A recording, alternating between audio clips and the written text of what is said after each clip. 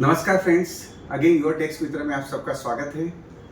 Last episode में हमने आपको बताया था कि किस तरह से सप्लायर को आपको इन टाइम पेमेंट करना है। अगर सप्लायर को आप इन टाइम पेमेंट नहीं करोगे तो उसकी वजह से आपको ये एक्सपेंस अलाउ नहीं हो सकता, इसके बारे में हमने बताया था। आज हम जो बात करने वाले हैं आपके एक सॉन्ग मुझे याद आ रहा है, बच के रहना रे बाबा तुझ पे नज़र है। यानी हम जानते इस तरह से income tax department, GST department के पास बहुत सारी इन्फॉर्मेशन आपकी पहुंच रही है और अगर वो टाइमली अगर हम उसका कंप्लायंस नहीं करते तो हमारे पे जो जवाबदारी आती है, जैसे इंटरेस्ट है, पेनल्टी है या प्रोसिक्यूशन है, वो बड़ी आती है। तो हमारी एक्सपर्ट टीम ने एक नई सीरीज स्टार्ट की है जिसमें हम आपको अवगत कराएंगे कि 31/3/2024 को जो अपना साल खत्म हो रहा है, यानी फिनेंशियल ईयर 2023-24, उसके पहले कौन सी चीज़ें जो आपको बहुत ही ध्यान रखना है।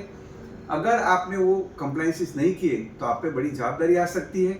तो हम सबका पर्पज़ ये है कि आप बिजनेस करो, शांति से बिजनेस करो, ग्रो करो। हमारा देश बहुत ही ग्रोथ कर रहा है तो उसका आपको बेनिफिट मिले, लेकिन कब मिलेगा कि अगर आप टैक्स की चुंगाल में नहीं पड़ोगे तब। तो सबसे पहले हम आपको ये बताएंगे कि 31/3/2024 को जो साल ख़त्म हो रहा है उसके पहले कौन सी चीज़ें हमें पहले कंप्लायंसेस कर देनी है।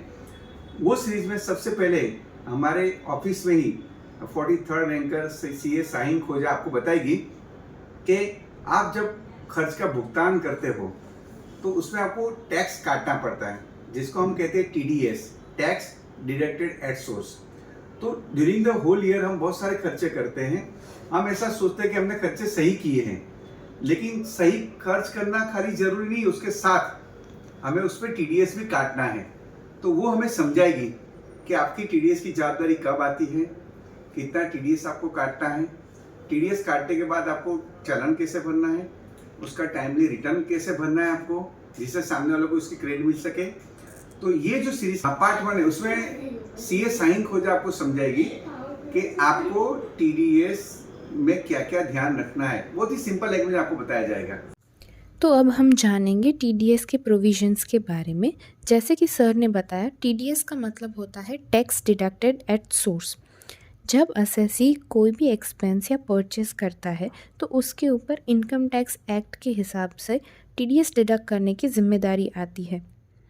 जनरली सभी सेक्शंस में ऐसा है कि इंडिविजुअल और एचयूएफ का अगर लास्ट ईयर का टर्नओवर 1 करोड़ से ज़्यादा या प्रोफेशन के केस में 50 लाख से ज़्यादा नहीं होता है तो उसको टीडीएस डिडक्ट करने की जिम्मेदारी नहीं आती है। हाउएवर एलएलपी, पार्टनरशिप फर्म और कंपनी के केस में ऐसी कोई रिलैक्सेशन नहीं दी गई है।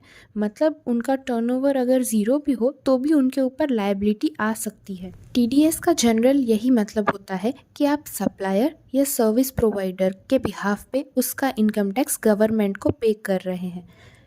फॉर एग्ज़ाम्पल, आपने सप्लायर के साथ 100 रुपीज़ का ट्रांजैक्शन किया और उसमें इनकम टैक्स एक्ट के हिसाब से 2% TDS डिडक्ट करना होता है, तो आप उसके 2 रुपीज़ उसके बिहाफ पे गवर्नमेंट को पे कर देंगे और बाकी के 98 रुपीज़ सप्लायर को दे देंगे।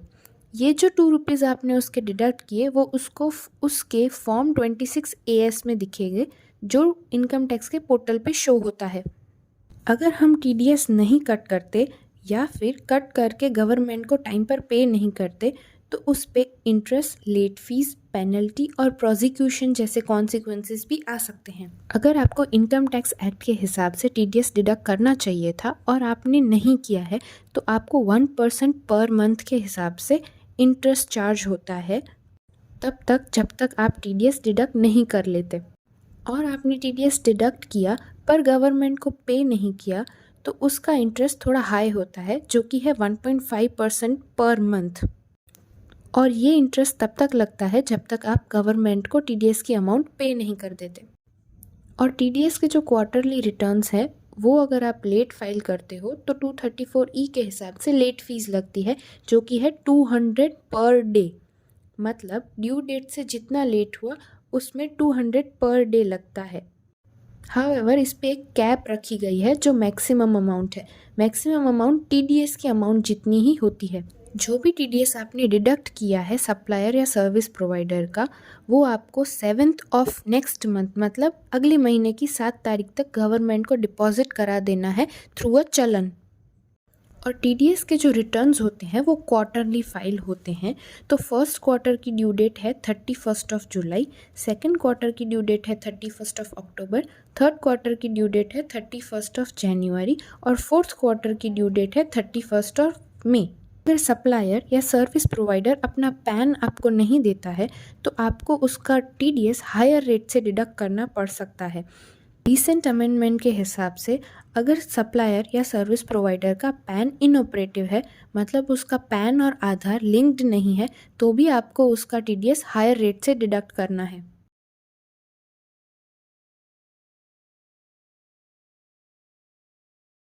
अब हम आपको स्क्रीन पर टीडीएस रेट चार्ट शेयर कर रहे हैं, जिसमें हमने मेजर सेक्शंस कवर किए हैं जो वाइडली यूज्ड हैं। जैसे कि आप अगर किसी को सैलरी पे करते हो तो एम्प्लॉयर एम्प्लॉय का टीडीएस डिडक्ट करता है। वैसे ही अगर आप किसी के साथ कोई कॉन्ट्रैक्ट करते हो तो भी आपको उसका टीडीएस डिडक्ट करना पड़ सकता है।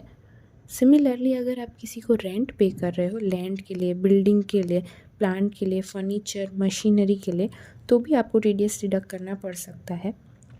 वैसे ही अगर आप किसी को कमीशन या ब्रोकरेज फ़ीस भी देते हो तो भी आपको टीडीएस डिडक्ट करना पड़ सकता है। और सिमिलरली आप किसी प्रोफेशनल को कोई प्रोफेशनल फ़ीस या टेक्निकल फ़ीस देते हो तो भी आपके ऊपर टीडीएस डिडक्ट करने की रिस्पॉन्सिबिलिटीज़ आ सकती है। एक नया सेक्शन आया है जिसमें आप अगर सप्लायर से ₹50 लाख से ज़्यादा के गुड्स परचेज़ करते हो और अगर आपका लास्ट ईयर का टर्नओवर 10 करोड़ से ज़्यादा है तो आपको उसका 0.1% टीडीएस काटना है। हमें आशा है कि इस वीडियो से आपको टीडीएस को समझने में थोड़ी मदद मिली होगी।